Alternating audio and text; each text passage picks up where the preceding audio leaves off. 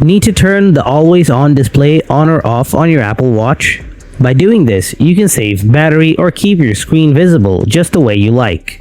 In this video, I'll show you 2 easy methods to turn the always on display feature on or off on your Apple Watch step by step. So without wasting any more time, let's get started. Method 1. Through the Settings app on your Apple Watch. Open the Settings app on your Apple Watch. Then scroll down a little bit. After that, tap Display and Brightness. Scroll down again. Now tap Always On. Turn the Always On switch to turn the feature on or off. Method 2. Using the Watch app on your iPhone. Grab your iPhone now. Open the Watch app on your iPhone.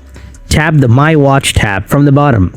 Now tap Display and Brightness. Tap on Always On. Now tap the Always On switch to turn the feature on or off.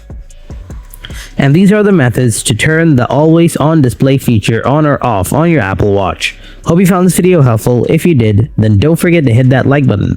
And if you have any questions, write them down in the comment section below. Thanks for watching. I'll catch you in the next video. Until then, stay tuned. Goodbye for today.